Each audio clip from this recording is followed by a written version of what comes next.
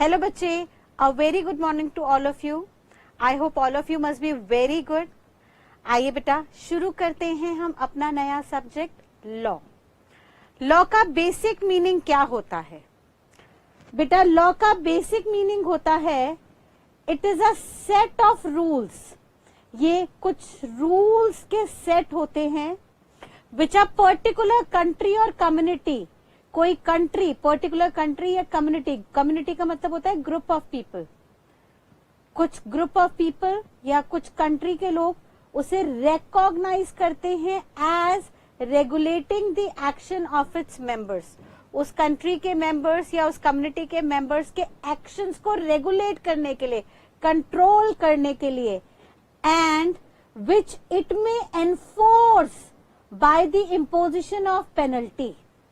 भाई सिंपल सी बात है, कुछ सेट ऑफ रूल्स, कुछ रूल्स जो एक कंट्री या कम्युनिटी को कहे जाते हैं फॉलो करने के लिए, सो दैट वहां पे रहने वाले लोगों को या उस कम्युनिटी के मेंबर्स के एक्शंस को रेगुलेट किया जा सके, कंट्रोल किया जा सके। और अगर वो मेंबर्स उन लॉज को, उन रूल्स को नहीं मान रहे हैं तो उन रूल्स को मनवाने के लिए उनके ऊपर इम्पोज की जाए पेनल्टीज। तो ऐसे सेट ऑफ रूल्स को हम लॉ कहते हैं। अब बेसिकली इस बात को आप ऐसे नहीं समझ पाएंगे, एक एग्जाम्पल से समझते हैं, बात को ज्यादा हम अच्छे से क्लियर कर पाएंगे। बेटा आप लोग जब रोड पर निकलते हो तो आपने देखा होगा, अगर कहीं चौराहा आ जाए और वहां की रेड लाइट फेल हो जाए तो हर रोड से आने वाली गाड़ी आगे बढ़ती जाती है, कोई दूसरे के लिए नहीं रुकता। और यहाँ पे चौराहे पे गाड़ियां आके टकराती हैं, आपस में एक दूसरे को धक्का मुक्की करते हैं, रोड ब्लॉक हो जाता है, एक्सीडेंट होने की संभावनाएं हो जाती हैं। तो ऐसे में सरकार जो कंट्री को या कम्युनिटी को कंट्रोल कर रही है वो सेट ऑफ रूल्स बनाती है, एक रूल की बुक तैयार करती है और रूल बुक में वो सारे कानून लिख देती है, रूल लिख देती है, जिनको फॉलो करने की वजह से रोड पे एक्सीडेंट ना हो, कोई क्लैशिंग ना हो, कोई जाम ना हो। उसके लिए सरकार ने set of instructions they the rule book के अंदर।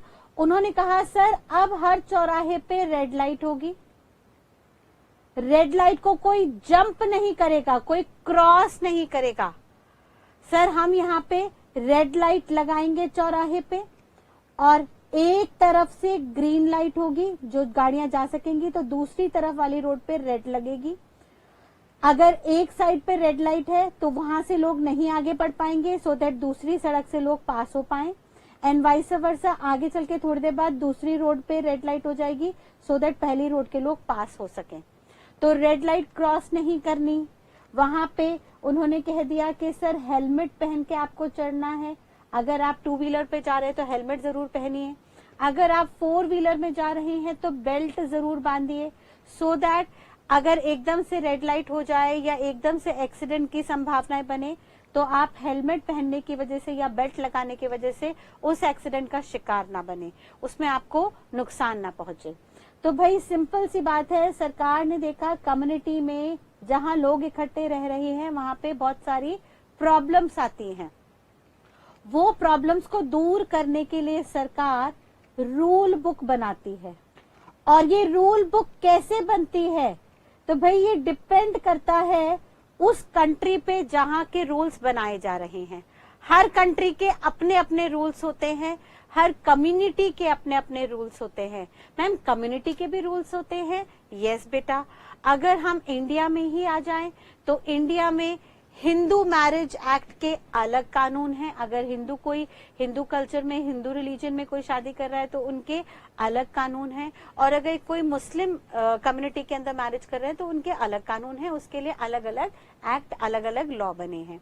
तो सर कोई भी कानून कंट्री वाइज भी बन सकता है, कम्युनिटी वाइज भी बन सकता है, लेकिन ये बनाता कौन है? तो सर ये डिपेंड करता है उस कंट्री के सेटअप पे, वो कंट्री किस तरह से काम कर रही है। फॉर एग्जाम्पल हम इंडिया की बात लें तो इंडिया में आप लोगों ने पहले पढ़ा होगा 9th या 10th स्टैंडर्ड में सिविक्स के अंदर कि सर इंडिया एक डेमोक्रेटिक कंट्री है जहां पे by the people, of the people and for the people कानून बनता है, और ये कानून रेगुलेट करता है इंडिया का कॉन्स्टिट्यूशन, संविधान। कॉन्स्टिट्यूशन के अंदर कुछ बेसिक फंडामेंटल राइट्स दिए हुए हैं, मौलिक अधिकार दिए हुए हैं, जैसे राइट टू लिव, जीने का अधिकार। तो भाई राइट टू लिव है, मौलिक अधिकार है, बेसिक अधिकार है, इस पे सर कभी कोई कानून नहीं बनेगा, इस पे कोई कानून नहीं बनेगा। यानी इस पे सरकार कभी कोई कानून नहीं बनाएगी कि सांस नाक से मत लो, मुंह से लो, या हर सांस लेने छोड़ने पर आपको 1 रुपए का टैक्स देना पड़ेगा। नहीं सर, इस पे कभी कोई कानून नहीं बनेगा। ये मौलिक अधिकार हैं, जो 6 मौलिक अधिकार कॉन्स्टिट्यूशन ने हर इंसान को दिए हैं। इसके अलावा कॉन्स्टिट्यूशन ने अपनी 3 लिस्ट बनाई, union list, state list and concurrent list. In list में कॉन्स्टिट्यूशन ने बहुत सारे आइटम्स लिख के दे दिए, अलग अलग आइटम्स लिख के दिए, जिनको आप आगे आने वाले टाइम में धीरे धीरे पढ़ोगे। यहाँ पे अलग अलग आइटम्स थे और कॉन्स्टिट्यूशन ने कहा कि जो जो आइटम्स में यहाँ पे कॉन्स्टिट्यूशन में लिख के दे रहा हूं, सिर्फ और सिर्फ इन्हीं आइटम्स पे कानून बन सकता है। इनके अलावा आप किसी और आइटम पे कानून नहीं बनाएंगे। और इन आइटम्स पे कानून बनाएगा कौन? तो कॉन्स्टिट्यूशन के नीचे आया पार्लियामेंट। पार्लियामेंट आया जिसको कानून बनाने की पावर दी गई, यानी पार्लियामेंट को हम लेजिस्लेटिव बॉडी भी कहते हैं। लेजिस्लेशन का मतलब होता है लॉ और लेजिस्लेटिव बॉडी का मतलब होता है लॉ मेकिंग बॉडी। तो भाई साहब ये जो पार्लियामेंट है ये लॉ मेकिंग बॉडी है। पार्लियामेंट हर उस आइटम पे कानून बनाएगी जो आइटम यूनियन लिस्ट में मेंशन है। तो मैम जो आइटम स्टेट लिस्ट में मेंशन है उनका क्या होगा? बेटा स्टेट लिस्ट में मेंशन आइटम पे स्टेट लेवल की पार्लियामेंट कानून बनाएगी और स्टेट लेवल पे पार्लियामेंट को बोला जाता है लेजिस्लेटिव असेंबली, या इसे हम विधानसभा भी कहते हैं। आप लोगों ने सुना होगा इंडिया में ड्यूअल गवर्नमेंट सिस्टम है, एक तो सेंट्रल लेवल पे काम चलता है और एक स्टेट लेवल पे काम चलता है। तो भाई साहब जो सेंट्रल लेवल का काम है, जो सेंट्रल लेवल का कानून बनाने का काम है, वो कौन देख रहा है? सेंट्रल लेवल पे कानून बनाने का काम पार्लियामेंट देख रही है और स्टेट लेवल पे कानून बनाने का काम लेजिस्लेटिव असेंबली या विधानसभा देखेगी। और विधानसभा कौन से आइटम्स पे कानून बनाएगी? जो स्टेट लिस्ट में मेंशन है। स्टेट लिस्ट में लिखे हुए आइटम्स पे कौन कानून बनाएगा? विधानसभा। और सेंट्रल या यूनियन लिस्ट के अंदर दिए गए आइटम्स पे कानून कौन बनाएगा? पार्लियामेंट। ठीक है। एंड फर्दर उन्होंने एक कॉन्करेंट लिस्ट बनाई। उस कॉन्करेंट लिस्ट में हुए आइटम पे क्या होगा? सर वहां पे उन्होंने सिंपली कह दिया, सर कॉन्करेंट लिस्ट में लिखे हुए आइटम पे उन्होंने सिंपली कह दिया कि हम दोनों को पावर दे रहे हैं। सेंट्रल लेवल पे चाहे तो पार्लियामेंट यहाँ पे लिखे आइटम्स पे लॉ बनाए या स्टेट लेवल पे लोकेटेड विधानसभा यानी लेजिस्लेटिव असेंबली इन आइटम्स पे लॉ बनाए, हमें कोई दिक्कत नहीं है। यहाँ पे दोनों के दोनों चाहे तो लॉ बना सकते हैं। ठीक है बेटा, तो यहाँ तक की बात एकदम क्लियर है। सर इंडिया में कानून कौन बनाएगा? सर इंडिया में सारे कानून कॉन्स्टिट्यूशन पे बेस्ड होंगे। कॉन्स्टिट्यूशन हमें अलग अलग लिस्ट में कुछ आइटम्स देगा, जो आइटम्स अलग अलग लिस्ट में लिखे हुए हैं सिर्फ उन्हीं पे कानून बनेगा। सर यूनियन लिस्ट में जो भी आइटम्स लिखे हैं उस पे सेंट्रल लेवल पे पार्लियामेंट लॉ बनाएगी। स्टेट लिस्ट में जो भी आइटम्स लिखे हैं उन पे स्टेट लेवल पे विधानसभा लॉ बनाएगी और कंकरेंट लिस्ट में जो भी आइटम्स लिखे हुए हैं उन पे पार्लियामेंट या लेजिस्लेटिव असेंबली दोनों ही लॉ बना सकते हैं। और जब भी पार्लियामेंट लॉ बनाएगा तो सर पार्लियामेंट में 2 हाउसेस होंगे, लोकसभा एंड राज्यसभा। लोकसभा में लोगों द्वारा चुने हुए मेंबर्स आएंगे, जिनको इलेक्शन में हर 5 साल में लोग इलेक्ट करते हैं, चुनते हैं, वो मेंबर्स यहाँ पे आएंगे। और राज्यसभा में नॉमिनेटेड मेंबर्स आएंगे, यानी राज्यसभा में अलग अलग प्रेसिडेंट, प्राइम मिनिस्टर जिनको नॉमिनेट करते हैं वो वहां पे आएंगे। तो दोनों हाउसेस में जो भी कानून बनेगा वो वहां पे पास होना चाहिए और फिर उसके बाद प्रेसिडेंट ऑफ इंडिया से उन पे अप्रूवल मिलना चाहिए। देन उसके बाद जाके वो जो कानून बना है, जिसको पहले हमने रूल बुक का नाम दिया था, वो एक्ट बन जाएगा। एक्ट का मतलब है लॉ कंपल्सरी अपॉन ऑल, वो कानून जो सबको मानना पड़ेगा, जो इससे कोई बच नहीं सकता। और ये कानून क्यों बनाया जाएगा? भाई सिंपल सी बात है, अभी हमने देखा प्रॉब्लम्स को दूर करने के लिए बनाया जाएगा। जैसे हमने रोड की बात कही थी कि सर रोड में एक्सीडेंट्स ना हो, इसके लिए हमने कानून बना दिया, पार्लियामेंट ने कानून बनाया मोटर व्हीकल एक्ट। और उस एक्ट के तहत उन्होंने कहा रेड लाइट आप जंप नहीं कर सकते, उन्होंने कहा आपको हेलमेट पहनना जरूरी है अगर आप 2 व्हीलर चला रहे हो, उन्होंने कहा आपको बेल्ट लगानी, सीट बेल्ट लगानी जरूरी है अगर आप 4 व्हीलर चला रहे हो, एंड सो ऑन। अब ये एक्ट आने के बाद, ये कानून आने के बाद जो एक्सीडेंट की प्रॉब्लम थी वो प्रॉब्लम बहुत हद तक रिड्यूस हो गई। ठीक है, तो जैसे ये रोड की बात हुई, ऐसे ही अगर हम अपने बिजनेसेस की बात ले लें, सर बिजनेस कोई कर रहा है तो सर बिजनेस में भी बहुत तरीके की प्रॉब्लम आ जाती हैं। कैसी प्रॉब्लम आ जाती है? सर प्रॉब्लम ये आती है कि लोग वादा करके मुकर जाते हैं, वादा तोड़ देते हैं। ठीक है, अपना प्रॉमिस करते हैं और बाद में प्रॉमिस को तोड़ देते हैं।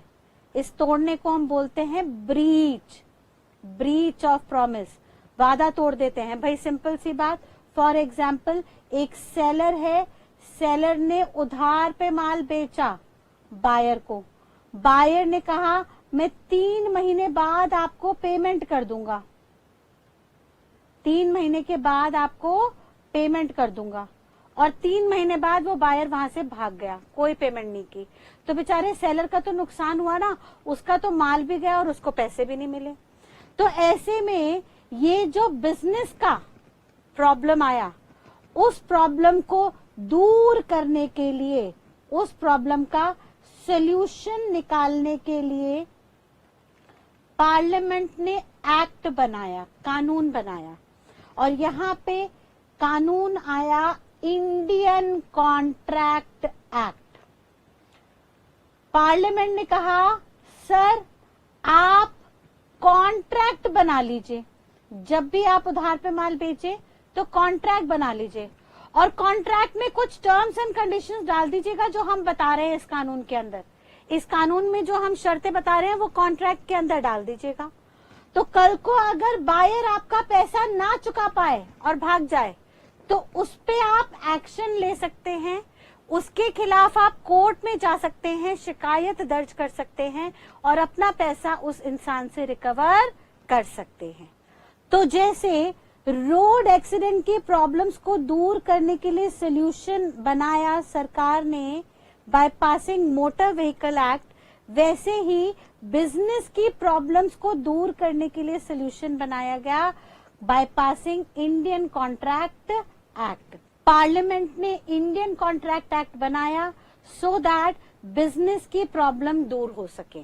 ठीक है बेटा, तो इंडियन कॉन्ट्रैक्ट एक्ट एक हमारा बिजनेस का लॉ है, बिजनेस का कानून है, और बिजनेस को आज से हम एक नया नाम देंगे मर्केंटाइल। हम क्या बुलाएंगे आज से बिजनेस को? मर्केंटाइल।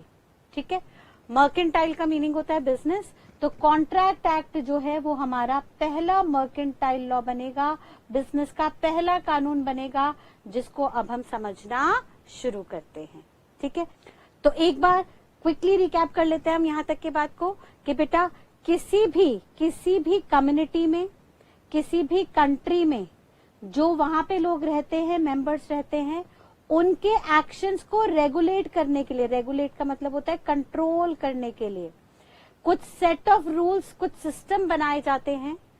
और अगर वो लोग, वहां के मेंबर्स इस सिस्टम को, इस सेट ऑफ रूल्स को ना फॉलो करें तो उनको ये सिस्टम, ये सेट ऑफ रूल्स फॉलो कराने के लिए उन पे पेनल्टी लगाई जाती है। ऐसे सेट ऑफ रूल्स और इंस्ट्रक्शन को हम लॉ कहते हैं। और ये लॉ बनाता कौन है भाई? ये लॉ बनाते हैं, सिंपल सी बात, उस कंट्री में रहने वाले लोग। उस कंट्री के कॉन्स्टिट्यूशन, उस कंट्री के संविधान के मुताबिक वो लॉ बनाया जाता है। जैसे हम इंडिया में रहते हैं तो हम इंडियन लॉ पढ़ना जा रहे हैं, हम इंडियन लॉ शुरू कर रहे हैं। और इंडियन लॉ में सर इंडियन कॉन्स्टिट्यूशन एक बहुत बड़ा रोल प्ले करता है। इंडियन कॉन्स्टिट्यूशन कुछ फंडामेंटल राइट्स देता है और कहता है कि इन मौलिक अधिकारों पे कोई कानून नहीं बनेगा। जैसे हमने कहा सर वहां पे एक मौलिक अधिकार है राइट टू लिव, जीने का अधिकार। तो जीने के लिए जो बेसिक जरूरतें हैं उन पे कभी कोई कानून नहीं बनेगा। कल को पार्लियामेंट ये कानून नहीं पास करेगी कि सर हर एक सांस लेने और छोड़ने पे आपको 1 रुपए का टैक्स देना पड़ेगा। नहीं सर, सर ऐसे तो दिन में हम पता नहीं कितनी हजारों सांसें लेते हैं, तो हम हजारों रुपए का टैक्स क्या सरकार के पास जमा कराएंगे? पॉसिबल ही नहीं है। तो सर ऐसे में हमारी सांसों पे, हमारे खाने पीने की बेसिक जरूरतों पे कभी कोई कानून नहीं बनेगा। और तो और कॉन्स्टिट्यूशन कहता है कि सर हम यहाँ पे लिस्ट के अंदर जो भी लिस्ट है, union list, state list, concurrent list, in list के अंदर कुछ आइटम्स बता रहे हैं, सिर्फ उन्हीं आइटम्स पे आपको कानून बनाना होगा। और आप मतलब कौन है? पार्लियामेंट। सर पार्लियामेंट को कानून बनाना होगा उन आइटम्स पे जो सेंट्रल यानी यूनियन लिस्ट के अंदर है।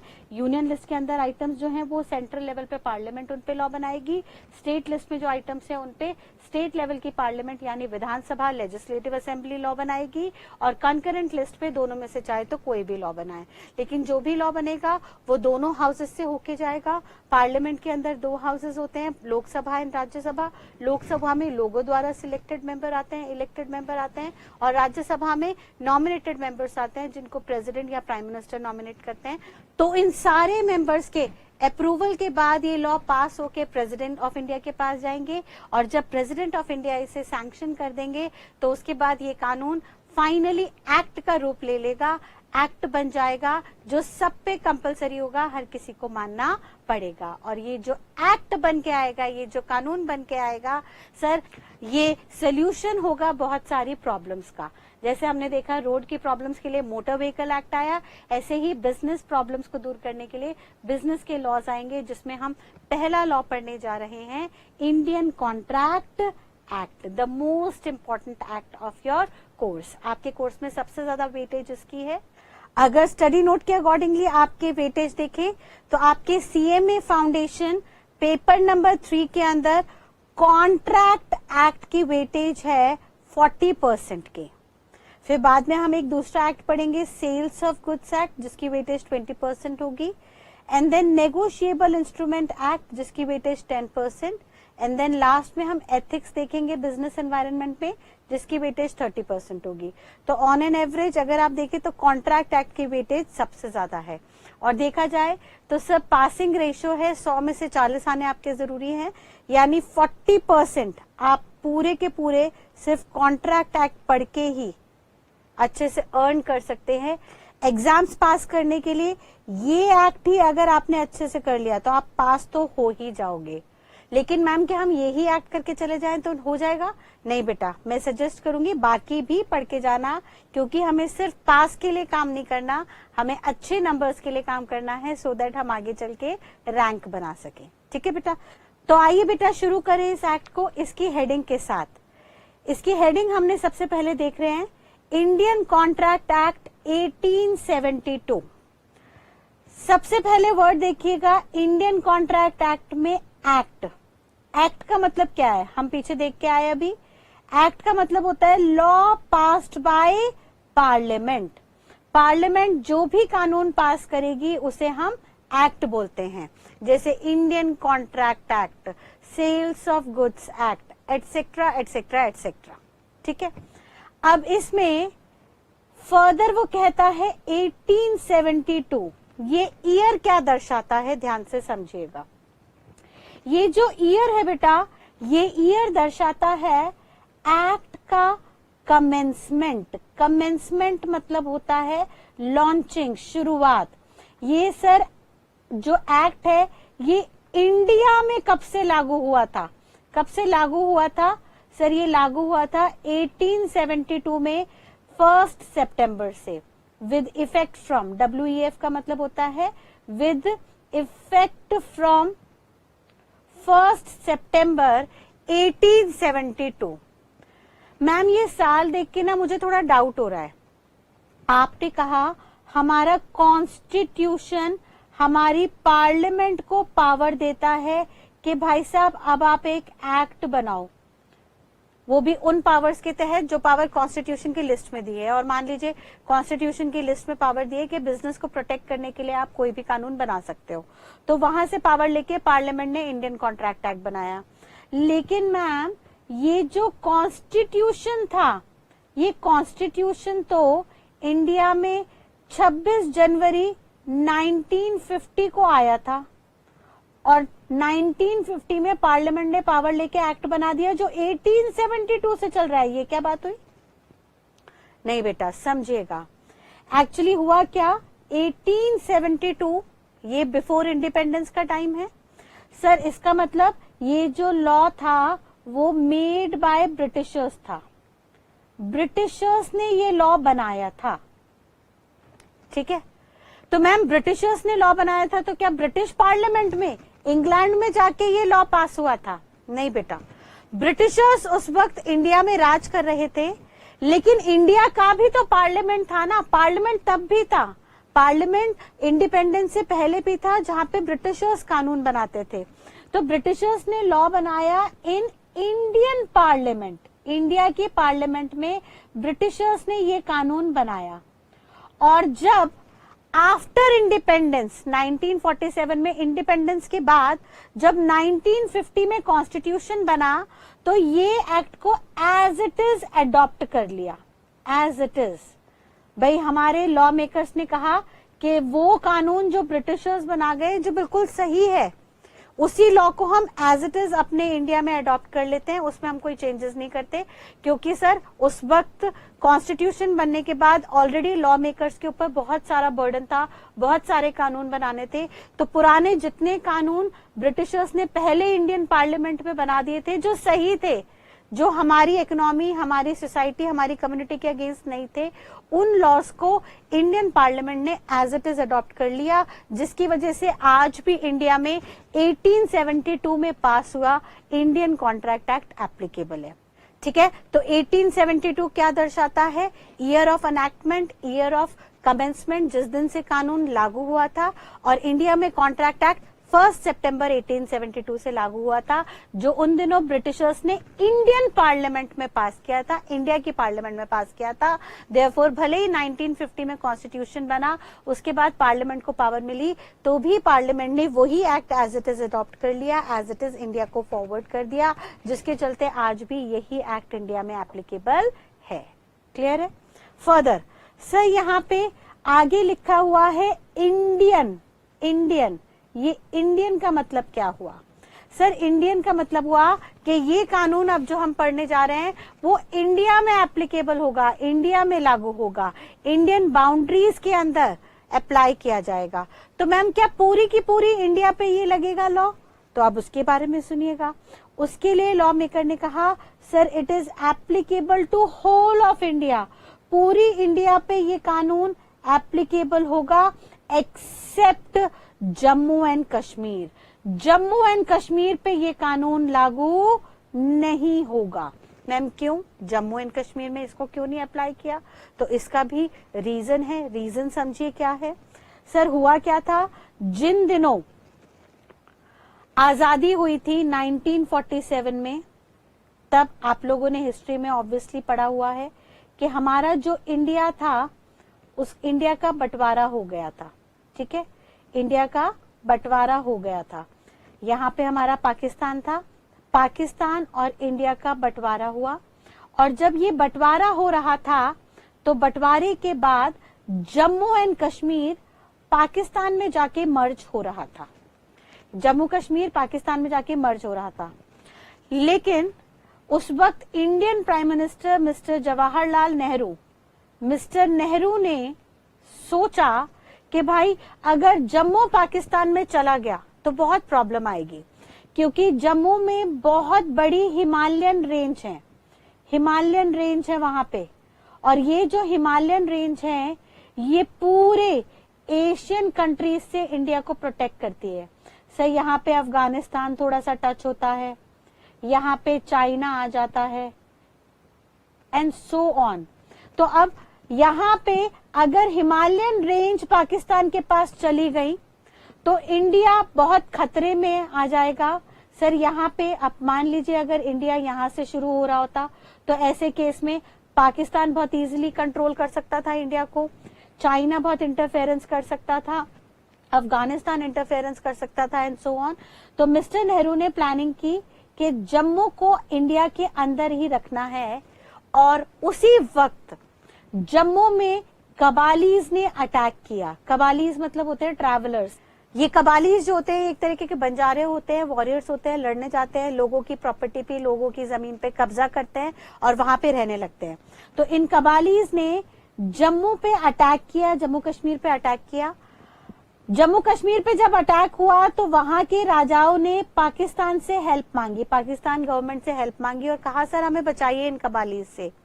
लेकिन उस वक्त पाकिस्तान फॉर्मेशन में था तो ना उनकी कोई आर्मी अवेलेबल थी ना कुछ थी जो कि जम्मू को प्रोटेक्शन दे पाती। तो मिस्टर नेहरू ने जम्मू कश्मीर के राजाओं की रातों रात एक मीटिंग, एक बैठक बैठाई और कहा कि हम यानी इंडियन गवर्नमेंट आपको पूरी हेल्प करेगी, सारे कबाली से आपको प्रोटेक्शन देगी, बट शर्त यह है कि आप अपनी टेरिटरी को इंडिया के अंदर ही बना के रखोगे, इंडिया का ही हिस्सा बने रहने दोगे और हम आपको वादा कर रहे हैं कि भले ही इंडिया एक डेमोक्रेटिक कंट्री बन जाए लेकिन आपका राजपाट नहीं छीना जाएगा। यानी रिमेनिंग इंडिया में तो राजत्व जो है, जो राजा का लेबल है, जो टाइटल है, वो सब खत्म हो जाएगा, बट आपको हम आपका राजत्व रहने देंगे, आप वहां पे अपना राजपाट संभालते रहिएगा। और तो और इंडिया कभी भी कोई भी कानून बनाएगी तो वो कानून आपके यहाँ तब तक अप्लाई नहीं होगा जब तक आप नहीं कहेंगे, जब तक आपकी रजामंदी नहीं होगी, आपकी कंसर्न नहीं होगी, तब तक वो कानून हम आप पे लागू नहीं करेंगे। तो भाई जम्मू कश्मीर के राजाओं को ये बेनिफिट अच्छा लगा, उन्हें दिखा कि भैया एक तो हमारी टेरिटरी बच रही है, हमारा राजपाट भी बचा रहेगा और साथ साथ कोई भी इंडियन कानून हम पे लागू नहीं होगा जब तक हमारी रजामंदी नहीं होगी। तो ऐसे में उन्होंने हामी भर दी। हामी भरने के बाद इंडियन गवर्नमेंट ने उनको कबालीज से बचाया एंड जम्मू कश्मीर वापस इंडियन टेरिटरी में आ गई, जिसके चलते इंडिया और पाकिस्तान में डिस्प्यूट आ गया। और जैसा कि आप जानते हैं ये डिस्प्यूट आज तक भी चला आ रहा है, इसका कोई सोल्यूशन नहीं है। लेकिन हाँ, जम्मू कश्मीर ऑफिशियली इंडिया का हिस्सा बन गया। बट क्योंकि मिस्टर नेहरू ने प्रॉमिस किया था तो वो प्रॉमिस कॉन्स्टिट्यूशन में भी डाल दिया गया अंडर आर्टिकल 370। तो 370 के चलते कॉन्ट्रैक्ट एक्ट जम्मू कश्मीर पे एप्लीकेबल नहीं होगा, बाकी ऑल ओवर इंडिया अप्लाई होगा। मैम लेकिन हमने तो अभी पीछे देखा आर्टिकल 370 एबॉलिश हो गया है कॉन्स्टिट्यूशन से। तो बेटा आर्टिकल 370 कॉन्स्टिट्यूशन से एबॉलिश हुआ है, लेकिन उसका जो काउंटर इम्पैक्ट, उसके जो चेंजेस बाकी लॉ में आने चाहिए वो चेंजेस अभी तक बाकी लॉ में नहीं आए हैं। तो जब तक वो चेंजेस इम्पैक्ट नहीं करेंगे रिमेनिंग एक्ट्स को, रिमेनिंग लॉज को, तब तक एकेडमिकली हमें यही पढ़ना होगा कि इंडियन कॉन्ट्रैक्ट एक्ट भी पूरी इंडिया में अप्लाई होगा एक्सेप्ट जम्मू एंड कश्मीर। ठीक है, ये बात ध्यान रखेंगे। तो आइए हम देखते हैं इंडिया का मतलब क्या था। सर इंडिया का मतलब था this act shall be applicable to whole of India except Jammu and Kashmir. Jammu and Kashmir पे ये लॉ अप्लाई नहीं होगा। तो हमें इंडिया का मतलब क्लियर हो गया। सर पूरी इंडिया पे लॉ अप्लाई होगा एक्सेप्ट जम्मू कश्मीर। हमने 1872 का रेफरेंस देख लिया, रेलेवेंस देख लिया कि क्यों डाला गया ये साल। ये साल इनैक्टमेंट का था, कमेंसमेंट का था। एक्ट का मतलब था law pass by parliament. And finally अब हम देखने जा रहे हैं कॉन्ट्रैक्ट का मतलब। Sir Indian contract act specifically बनाया गया कॉन्ट्रैक्ट्स को रेगुलेट करने के लिए। तो मैम ये कॉन्ट्रैक्ट क्या होता है आइए समझिएगा। कॉन्ट्रैक्ट का मीनिंग अंडर सेक्शन 2H में दिया। मैम ये सेक्शन क्या होता है? तो बेटा समझिए, जब भी कोई एक्ट बनता है तो एक्ट में पार्लियामेंट प्रोविजंस लिख के देती है, बताती है कि क्या क्या होना है। अब ये जो प्रोविजंस होते हैं, ये प्रोविजंस अलग अलग पॉइंट्स में होते हैं। तो अलग अलग पॉइंट्स कैसे लिख के दे? तो अलग अलग पॉइंट्स जो है वो सेक्शन में लिख दिए जाते हैं। अब प्रोविजंस को जो हम बुलाते हैं वो सेक्शन बुलाते हैं। जैसे कॉन्स्टिट्यूशन में एक एक प्रोविजन आर्टिकल्स में लिखा होता है, वहां पे एक एक प्रोविजन आर्टिकल्स में लिखा होता है, वैसे ही कॉन्स्टिट्यूशन की बिना पे उसके बिहाफ पे जो एक्ट बना है उसका एक एक प्रोविजन सेक्शन में लिखा होता है।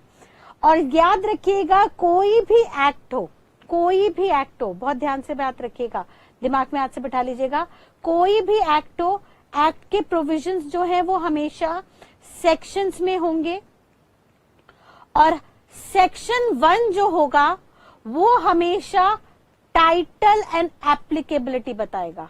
यानी उस एक्ट का नाम क्या है?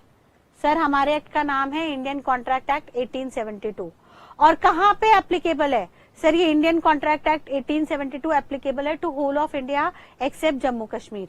तो सर ये दोनों बातें कहां पे लिखी होंगी? Under section 1। फर्दर सेक्शन के नंबर्स जो होंगे वो सीक्वेंस में चलेंगे और जो सेक्शन 2 है, हर एक्ट का सेक्शन 2 डेफिनेशंस बताएगा। ये बात ध्यान रखिएगा, हर एक्ट का सेक्शन नंबर 2 जो है उस एक्ट में यूज होने वाली टर्म्स की डेफिनेशंस देगा।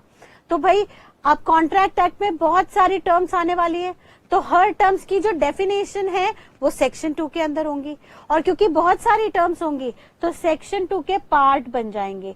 जैसे हम सेक्शन को SEC करके लिख देंगे और अंडर सेक्शन की बात को हम U/SEC लिखेंगे।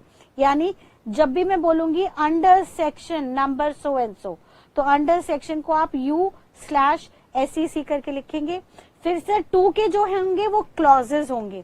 सर बहुत सारी टर्म्स आएंगी तो अलग अलग टर्म्स अलग अलग क्लॉजेस के अंदर आएंगी। जैसे हम देखेंगे 2A, 2B, 2C and so on. तो अब अलग अलग क्लॉजेस के अंदर अलग अलग टर्म्स आएंगी जिनकी डेफिनेशन आपको दी होगी। अगर आपको ये क्लॉजेस याद है तो बहुत ही बढ़िया, फिर तो आप बहुत अच्छे मार्क्स स्कोर कर लेंगे। लेकिन अगर आपको सब क्लॉजेस ना भी याद रहें तो इतनी बात ध्यान रखिएगा कि डेफिनेशंस जो है वो सारी की सारी सेक्शन 2 में होंगी। तो आइए शुरू करते हैं, हम एक एक टर्म्स डिटेल में समझने की कोशिश करते हैं। सबसे पहले हम कॉन्ट्रैक्ट का मीनिंग देखते हैं। अंडर सेक्शन 2H, H जो है वो क्लॉज है, 2 जो है वो सेक्शन है। सेक्शन को हम SEC के नाम से एब्रीविएट करेंगे। तो सेक्शन 2 क्लॉज H हमें कॉन्ट्रैक्ट का मीनिंग बताएगा और वो कहता है sir it is an agreement. ये जो कॉन्ट्रैक्ट है ये एक एग्रीमेंट होगा एनफोर्सेबल बाय लॉ। यानी कोई भी एग्रीमेंट जो लॉ में एनफोर्स हो सकता है, लॉ के द्वारा एनफोर्स किया जा सकता है, फोर्सेबल होता है। मैम कहाँ फोर्स किया जा सकता है? भाई साहब कोर्ट में फोर्स किया जा सकता है।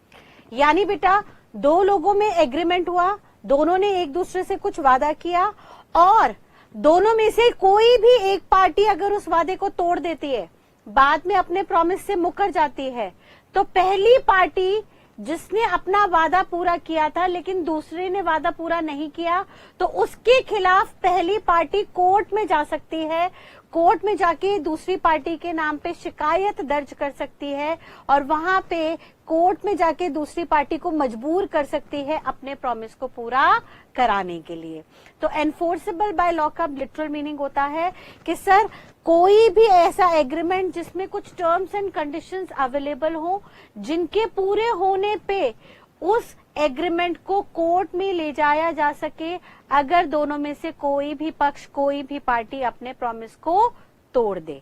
ठीक है, इस बात को बेटा अब हम आइए थोड़ा डिटेल में समझते हैं एक एक करके कंसेप्चुअली सब वर्ड्स के साथ। पहली बात आपसे ध्यान रखिएगा, सर कॉन्ट्रैक्ट का मीनिंग क्या हुआ? कॉन्ट्रैक्ट का मीनिंग हुआ it is an agreement enforceable by law. यानी किसी भी कॉन्ट्रैक्ट के अंदर 2 एलिमेंट होंगे, एक तो होगा एग्रीमेंट प्लस दूसरा होगा एनफोर्सेबिलिटी बाय लॉ। अब ये एनफोर्सेबल बाय लॉ कब होता है इसको हम आगे चल के देखेंगे, उसके लिए हमें आगे एक सेक्शन 10 बताया जाएगा। इस पॉइंट को हम बाद में देखेंगे, पहले हम समझ लेते हैं एग्रीमेंट का मीनिंग।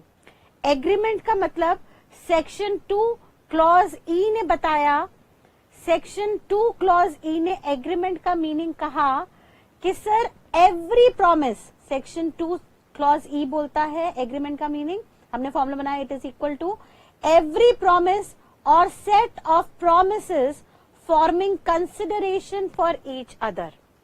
कोई भी प्रॉमिस, एक प्रॉमिस या सेट ऑफ प्रोमिसेस, इकट्ठे एक टाइम पे 2-4 प्रोमिसेस कर दिए, अगर ये प्रोमिसेस किसी कंसिडरेशन के बदले किए जा रहे हैं। कंसिडरेशन का मतलब क्या होता है बेटा? कंसिडरेशन का लिटरल मीनिंग होता है समथिंग इन रिटर्न, बदले में कुछ भी लेना। फॉर एग्जाम्पल, हमने आपको क्लासेस दी, उसके बदले में आपने फीस पे की। आप मार्केट में शोरूम में गाड़ी खरीदने गए तो आपने वहां पे पेमेंट की, बदले में उन्होंने आपको गाड़ी दी। तो इस तरीके के प्रोसेस को जहां पे एक दूसरे के साथ कुछ वादे हो रहे हैं और उन वादों में बदले में कुछ कंसिडरेशन आ रही है, उस प्रोसीजर को, उस प्रोसेस को हम एग्रीमेंट बोलते हैं। एग्री करना, किसी बात पे राजी होना, ऐसे प्रोसेस को एग्रीमेंट कहा जाता है। यानी सिंपल सी बात, एग्रीमेंट बनाने के लिए हमें 2 एलिमेंट की जरूरत पड़ेगी। एक तो सर हमारे पास प्रॉमिस होना चाहिए, किसके द्वारा होना चाहिए? By one person to other person. For some, तीसरा एलिमेंट क्या है? For some consideration. कंसिडरेशन का लिटरल मीनिंग होता है समथिंग इन रिटर्न, बदले में कुछ भी देना। सर इसका मतलब यह है कि कोई चीज अगर फ्री में दी जा रही है तो वो एग्रीमेंट नहीं है। अब मान लीजिए कोई भी कंपनी मार्केट में एक नया प्रोडक्ट लॉन्च करती है, लेट्स से ट्रॉपिकाना कंपनी जो जूसेस बनाती है, वो एक नए फ्रूट का जूस मार्केट में लॉन्च करती है। लेट्स से कीवी फ्रूट का जूस मार्केट में लॉन्च करती है और मार्केट में लोग इस प्रोडक्ट को नहीं जानते, तो ट्रॉपिकाना कंपनी क्या करती है? ट्रेड फेयर में ये कीवी का जूस फ्री में डिस्ट्रीब्यूट कराती है, सो दैट लोग इसको टेस्ट करें, इसको पसंद करें और फिर ऑर्डर प्लेस करें और उसके अकॉर्डिंगली ट्रॉपिकाना इस प्रोडक्ट को मार्केट में ज्यादा से ज्यादा बना के बेच सके। तो अगर ट्रॉपिकाना उस जूस के पैकेट्स को फ्री में बांट रही है तो क्या वो कॉन्ट्रैक्ट है? नहीं सर, क्योंकि वो फ्री में गया, बदले में वो कुछ कंसिडरेशन में नहीं ले रहे, तो वो इंडियन कॉन्ट्रैक्ट एक्ट के तहत कॉन्ट्रैक्ट नहीं माना जाएगा। और कॉन्ट्रैक्ट नहीं माना जाएगा यानी इसका मतलब वो कोर्ट में एनफोर्स नहीं हो सकता। इसका मतलब सिंपली है कि अगर कंपनी फ्री में जूसेस बांटने के लिए कहती है और बाद में फ्री में जूसेस नहीं बांटती, यानी प्रॉमिस करती है और प्रॉमिस को पूरा नहीं करती, तो ऐसे में आम आदमी, कस्टमर्स ट्रॉपिकाना के ऊपर केस फाइल नहीं कर सकते, उसे कोर्ट में नहीं ले जा सकते, उसके इस प्रॉमिस को कोर्ट में, लॉ में एनफोर्स नहीं कर सकते। क्योंकि किसी भी प्रॉमिस को अगर कोर्ट में एनफोर्स करना है, किसी भी वादे को अगर कोर्ट तक ले जाना है क्योंकि सामने वाला पार्टी अपना प्रॉमिस पूरा नहीं कर रहा, तो उसके लिए सबसे पहले एग्रीमेंट होना जरूरी है। और एग्रीमेंट तभी होता है जब प्रॉमिस में कंसिडरेशन इंक्लूडेड हो। अगर किसी भी प्रॉमिस में कंसिडरेशन इंक्लूडेड नहीं है तो सर वो हमारे कॉन्ट्रैक्ट एक्ट में एग्रीमेंट नहीं है। एग्रीमेंट नहीं है तो वो कॉन्ट्रैक्ट नहीं है, कॉन्ट्रैक्ट नहीं है तो वो कोर्ट में एनफोर्स नहीं हो सकता। ठीक है बेटा, यहां तक की बात क्लियर। आगे देखिएगा, उन्होंने कहा सर कंसिडरेशन का लिटरल मीनिंग तो अभी हमने देख लिया, समथिंग इन रिटर्न, बदले में कुछ भी मिलना, यानी किसी भी प्रॉमिस के बदले में अगर हमें कुछ भी मिल रहा है तो ही वो एग्रीमेंट है, अदरवाइज वो एग्रीमेंट नहीं बनेगा। लेकिन अब सवाल ये उठता है कि प्रॉमिस का मतलब क्या है? तो बेटा प्रॉमिस का मतलब सेक्शन 2 क्लॉज बी के अंदर दिया गया और वहां पे उन्होंने कहा कि सर प्रॉमिस कब बनता है, जरा देखिएगा। सेक्शन 2 क्लॉज बी कहता है when the person to whom the proposal is made, जब कोई भी पर्सन जिसको हमने प्रपोजल दिया है, ऑफर दिया है, signifies his assent, assent का मतलब होता है अनुमति देना, अनुमति मतलब होता है कंसेंट, अपनी इच्छा जाहिर करना, अनुमति देने को हम कहते हैं एसेंट। भाई सिंपल सी बात है, जब भी एक पर्सन जिसको प्रपोजल दिया गया है वो अपनी एसेंट, अपनी अनुमति दे दे, देयर टू का मतलब है उस प्रपोजल को अनुमति दे दे जो प्रपोजल उसको किया गया है, देन द प्रपोजल, कॉमा का लिटरल मीनिंग होता है बेटा देन, ठीक है, जब भी कॉमा आ जाए तो कॉमा का मतलब समझिएगा then the proposal is set to be accepted. जब हम किसी पार्टी को एक ऑफर देते हैं, प्रपोजल देते हैं और सामने वाली पार्टी उस ऑफर को अनुमति दे देती है, राजी हो जाती है, एग्री कर जाती है, टू एग्री कर जाती है उस प्रपोजल के लिए, तो हम मान लेते हैं कि प्रपोजल एक्सेप्ट हो गया है। और जैसे ही वो प्रपोजल एक्सेप्ट हो जाता है वो प्रॉमिस बन जाता है। इसका मतलब प्रॉमिस का फॉर्मूला क्या निकल के आया सर? प्रॉमिस का मतलब है जब भी कोई प्रपोजल एक्सेप्ट हो जाए तो वो प्रपोजल प्रॉमिस बन जाता है, और जब वो प्रॉमिस किसी कंसिडरेशन के लिए हो तो एग्रीमेंट हो जाता है। और अगर उस एग्रीमेंट में एनफोर्सेबिलिटी बाय लॉ है, यानी सेक्शन 10 की सारी कंडीशंस गिवन है, तो वो एग्रीमेंट कॉन्ट्रैक्ट बन जाता है।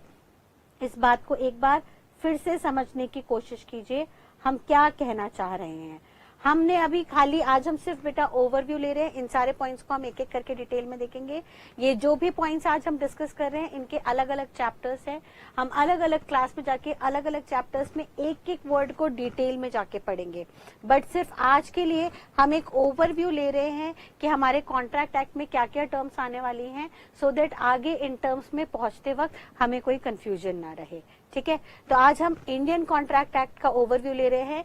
इंडियन कॉन्ट्रैक्ट एक्ट में हमने देखा कि इंडियन का मतलब था कि ये एक्ट पूरी इंडिया पे लागू होगा except Jammu and Kashmir. Contract का मतलब हमने देखा सर, कॉन्ट्रैक्ट का मीनिंग है कोई भी एग्रीमेंट जो एनफोर्सेबल बाय लॉ हो सके। एनफोर्सेबल बाय लॉ होने के लिए, एनफोर्सेबल बाय लॉ का मतलब है कि अगर एग्रीमेंट में दो पार्टीज जिन्होंने एक दूसरे से वादा किया था, अगर वो अपने वादे से मुकर जाते हैं तो दूसरी पार्टी उनको कोर्ट में घसीट सकती है, उनको कोर्ट में ले जा सकती है अपने वादे को पूरा करने के लिए।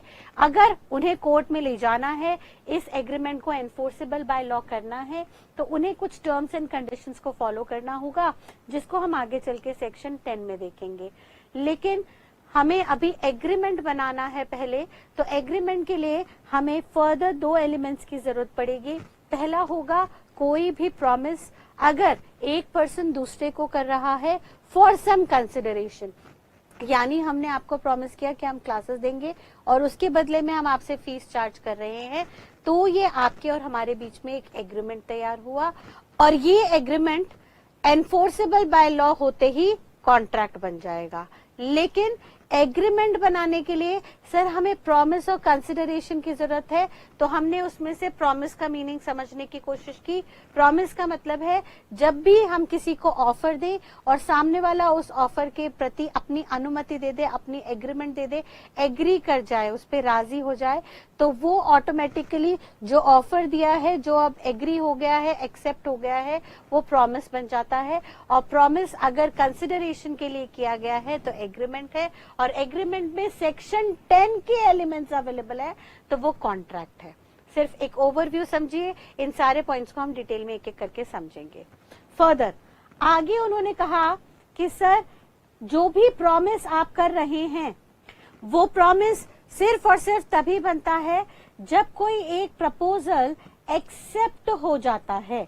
यानी अब हमारा ये कंक्लूजन निकल के आता है कि अगर हमें कोई प्रॉमिस फॉर्म करना है तो उसके लिए पहले एक प्रपोजल होना चाहिए, एक ऑफर होना चाहिए। अगर वो ऑफर एक्सेप्ट हो जाएगा, सामने वाली पार्टी राजी हो जाएगी उस ऑफर को लेके, तो वो ऑफर प्रॉमिस बन जाएगा। अब मैम इसका मतलब ये हुआ कि प्रॉमिस के लिए हमें प्रपोजल और एक्सेप्टेंस चाहिए, तो पहले हम प्रपोजल का मीनिंग देख लेते हैं। प्रपोजल को बेटा हम ऑफर भी कहते हैं, और ये meaning under section 2 clause A दिया गया है। U/S का मतलब क्या है? अंडर सेक्शन 2 क्लॉज ए, इसको हम लीगली U/S भी लिखते हैं, आप भी ऐसे ही कोट कर सकते हैं। सेक्शन 2 क्लॉज ए ने क्या कहा ऑफर के बारे में, आइए देखते हैं। अगेन ध्यान रखिएगा ये पूरी डेफिनेशन है, इस डेफिनेशन को हमने ब्रेकअप करके छोटे छोटे पार्ट में बांट दिया है, सो दैट हमें इसे याद करने में दिक्कत ना रहे। ऑल्दो ये टॉपिक को हम पूरा का पूरा अगली क्लास से डिटेल में एज अ चैप्टर पढ़ना शुरू करेंगे, यानी हर वो टर्म जो यहाँ पे डेफिनेशन में दी गई है, हर एक उस टर्म का सेपरेट चैप्टर है। अभी हम सिर्फ और सिर्फ एक ओवरव्यू ले रहे हैं, ठीक है बेटा। तो अब प्रपोजल के लिए सेक्शन 2 क्लॉज ए ने क्या कहा, a person is set to make a proposal. एक बंदा माना जाएगा कि उसने प्रपोजल दिया है, एक बंदा माना जाएगा कि उन्होंने प्रपोजल दिया है। When he signifies, signifies का मतलब होता है to express, to express, या हम कहते संकेत देना, ठीक है, कुछ भी हिंट देना, संकेत मतलब हिंट देना, हिंट देना या एक्सप्रेस करना। टू अनदर, अनदर का मतलब है एनी अदर पर्सन, किसी दूसरे पर्सन को। सर भाई प्रॉमिस तो तब बनेगा जब दो अलग अलग लोग इन्वॉल्व है। अगर मैं खुद से ही वादा कर रही हूं तो वो इस कॉन्ट्रैक्ट एक्ट में नहीं आएगा। फॉर एग्जाम्पल, अगर मैं डेली अपने आप को प्रॉमिस करती हूँ कि भैया सुबह 4 बजे उठ के मैं फ्रेश होके रनिंग के लिए जाऊंगी या योगा करूंगी, और अगले दिन मैं 4 बजे उठती नहीं, मैं 7 बजे सो के उठती हूँ, तो मैंने खुद से एक वादा किया था और खुद से ही वादा तोड़ दिया, तो क्या खुद ही को कोर्ट में ले जा सकती हूँ? नहीं सर, वो इस एक्ट के अंदर नहीं आएगा। यहाँ पे कॉन्ट्रैक्ट के अंदर वही एग्रीमेंट आएंगे जहाँ पे दो अलग अलग पार्टी हैं। एक बंदा दूसरे बंदे को कुछ ऑफर देता है, कुछ संकेत देता है, कुछ प्रपोजल देता है, यानी दो अलग अलग लोग होने चाहिए। किस चीज का संकेत देता है? फिर से पढ़िए, उन्होंने कहा a person is set to make a proposal when he signifies, जब वो सिग्निफाई करेंगे to another person, any other person को वो हिंट देंगे, संकेत देंगे। किस चीज की? His willingness. विलिंगनेस का मतलब होता है इच्छा जाहिर करना, इच्छा बताना। वो अपनी विलिंगनेस बताएंगे सामने वाले को कि भाई मेरे लिए कुछ काम कर दीजिए या मैं आपके लिए कुछ काम करना चाहता हूँ। किस चीज की विलिंगनेस बताएंगे? टू डू, कुछ करना, और to abstain from doing anything. Sir या तो कुछ काम करने की इच्छा जाहिर करेंगे या कुछ काम ना करने की इच्छा जाहिर करेंगे। Abstain from doing anything. Abstain का मतलब लिटरली होता है to stop someone from doing something. किसी को कुछ काम करने से रोकना भी एक ऑफर हो जाता है। कैसे? फॉर एग्जाम्पल, मान लीजिए दो कॉम्पिटिटर है, mister A and mister B. ये दोनों कॉम्पिटिटर हैं एक दूसरे के। दोनों की मिठाई की दुकान है, शॉप 1, शॉप 2। अब दोनों की मिठाई की दुकान है और दोनों के बीच में कंपटीशन होता है। अब दोनों क्या करते हैं भाई, कंपटीशन के चलते एक दूसरे के बिजनेस को हैम्पर करने के लिए दोनों प्राइस कम करते रहते हैं अपना, और दोनों अपने प्रोडक्ट का प्राइस कम करते हैं, जिसके चलते दोनों ही पक्षों को नुकसान होता है, लॉसेस होते हैं। तो फाइनली मिस्टर ए बी को प्रपोजल देते हैं कि भैया तेरी दुकान तू हमें बेच दे, हम उसके लिए तेरे को 50 लाख रुपए देंगे, प्लस तू हमसे वादा कर कि तू ऐसा ही मिठाई का बिजनेस दोबारा यहाँ पे 10 किलोमीटर के रेडियस के अंदर नहीं करेगा। तू ये मिठाई का काम हमारी दुकान के आसपास के 10 किलोमीटर के रेडियस तक नहीं करेगा। उसके लिए हम तेरे को 20 लाख रुपए और ऑफर करते हैं। तो यहाँ पे मिस्टर ए ने बी को 2 ऑफर दिए। पहला ऑफर 50 लाख का to sale his shop to mister A, और दूसरा ऑफर 20 लाख रुपए का to abstain mister B from conducting same business in the nearby region for next 20 years. मान लीजिए ए ने बी को कहा भैया मेरे से 20 लाख पकड़ ले, लेकिन तू मुझे वादा कर कि अगले 20 सालों तक तू या तेरी फैमिली में से कोई भी बंदा सेम मिठाई का बिजनेस मेरी दुकान के अगले 10 किलोमीटर के रेडियस तक कंडक्ट नहीं करेगा, सो दैट मैं इस दौरान अपनी मोनोपोली क्रिएट कर सकूं, मैं यहाँ पे गुडविल क्रिएट कर सकूं, और यहाँ पे मैं अच्छा मार्केट क्रिएट करके अच्छा पैसा कमा सकूं। अब ऐसे में मान लेते हैं मिस्टर बी, जिनकी फाइनेंशियल हालत बहुत ज्यादा अच्छी नहीं थी, फाइनेंशियली कमजोर थे, इनके पास अपने स्टाफ को सैलरी देने के लिए भी पैसे नहीं थे। जब उनको सामने से 70 लाख आते हुए दिखे तो उन्होंने रजामंदी दे दी, अपनी एक्सेप्टेंस दे दी और उन्होंने कहा ठीक है, आप ये लीजिए दुकान की चाबी, दुकान के अंदर रखा सामान, ये पूरी दुकान अब आपकी हुई और मैं एक कागज पे लिख के देता हूँ, एक कागज पे, एक सरकारी कागज पे लिख के देता हूँ कि मैं अब आपकी दुकान के 10 किलोमीटर के रेडियस तक सेम मिठाई का बिजनेस अगले 20 सालों तक कभी भी नहीं करूंगा। ना मैं करूंगा, ना मेरा कोई लीगल एयर, ना कोई मेरा बाल बच्चे, कोई फैमिली के लोग ये कंडक्ट करेंगे। और जब मिस्टर बी ने ये रजामंदी दे दी, अपनी एक्सेप्टेंस दे दी ए के ऑफर के प्रति, तो इन दोनों के बीच में प्रॉमिस फॉर्म हो गया। तो सर ए ने बी के साथ, ए ने बी को ऑफर दिया था 50 लाख 20 लाख का, के बदले में मैं आपसे आपकी दुकान ले लूंगा और आपसे एक वादा ले लूंगा कि अगले 20 सालों तक मेरे एरिया में और मेरे 10 किलोमीटर के रेडियस में सेम बिजनेस आप नहीं करोगे, सो दैट मैं आपसे कंपटीशन खत्म करना चाहता हूं। इसके बदले आप मुझसे 50 प्लस 20 लाख यानी टोटल 70 लाख ले लेना। तो बी ने इस बात पे अपनी रजामंदी दे दी, यानी सबसे पहला एलिमेंट यहाँ पे आया, ए ने ऑफर दिया, ऑफर हो गया, प्रपोजल हो गया, फिर बी ने रजामंदी दे दी यानी एक्सेप्टेंस हो गया। अब ऑफर एक्सेप्ट हो गया तो प्रॉमिस बन गया, और प्रॉमिस में क्या कंसिडरेशन थी? यस सर, दोनों एक दूसरे को कुछ ना कुछ दे रहे थे। ए बी को 70 लाख रुपए दे रहा था और बी दुकान की चाबी के साथ साथ एक वादा दे रहा था कि ऐसा कोई कंपटीशन वो अगले 20 साल तक उनके एरिया में नहीं करेंगे। तो सर इस प्रॉमिस में कंसिडरेशन भी हो गई, तो कंसिडरेशन हो गई तो ऑटोमेटिकली अब ये क्या बन गया? सिंपल सी बात, कंसिडरेशन हो गई प्रॉमिस के अंदर, तो सर ये एग्रीमेंट बन गया।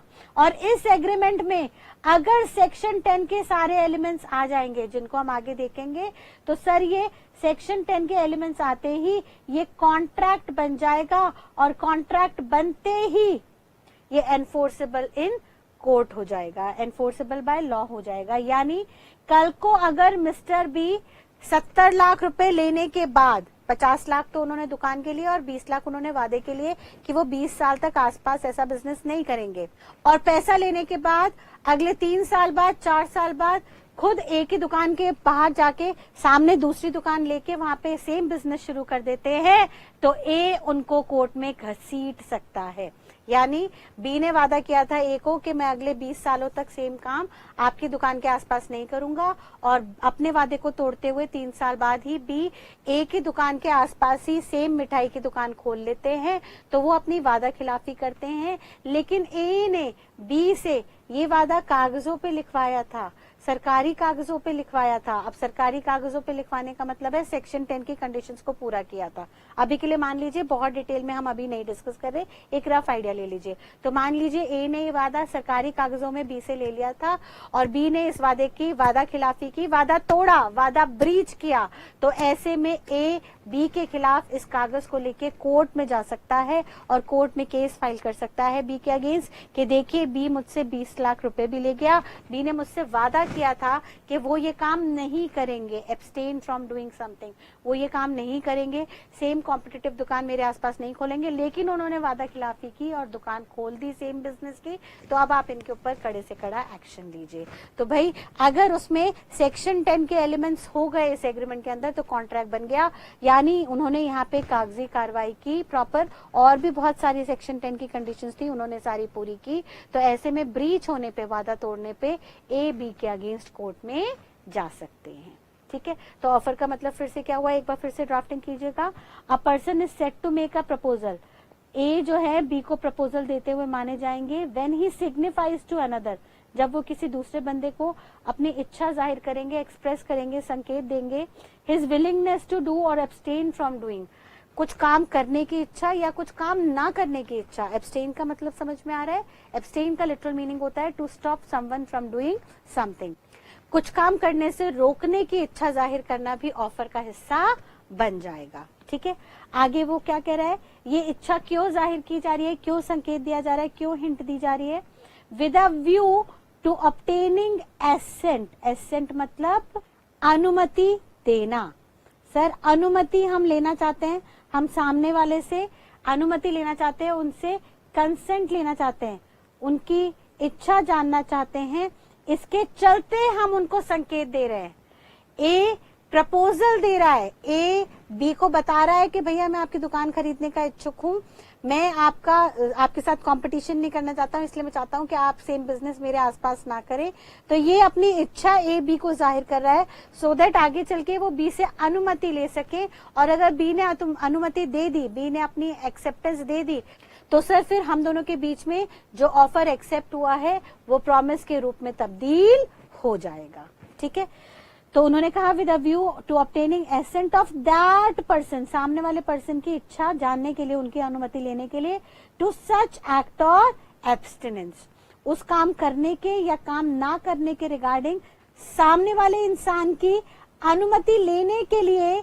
जब एक इंसान अपना प्रपोजल, अपनी इच्छा जाहिर करता है या उसके संकेत देता है सामने वाले को कुछ काम करने या कुछ काम करने से रोकने के लिए, तो उसको हम ऑफर मानते हैं। ये क्या बन जाता है हमारा ऑफर।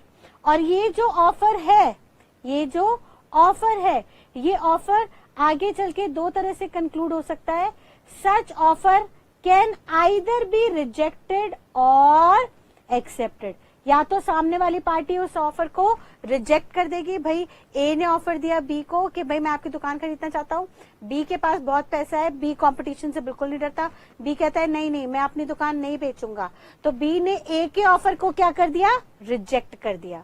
अगर बी ने ए के ऑफर को रिजेक्ट कर दिया तो सर कुछ हुआ ही नहीं, फिर तो कहानी खत्म, फिर तो हमें यहाँ पे कुछ देखना ही नहीं है।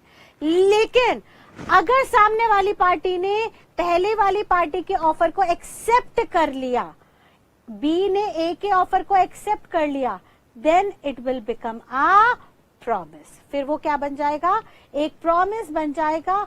और उस प्रॉमिस में अगर कंसिडरेशन है, उस प्रॉमिस में अगर कंसिडरेशन है, तो वो प्रॉमिस क्या बन जाएगा, ऑटोमेटिकली आपके लिए एग्रीमेंट बन जाएगा।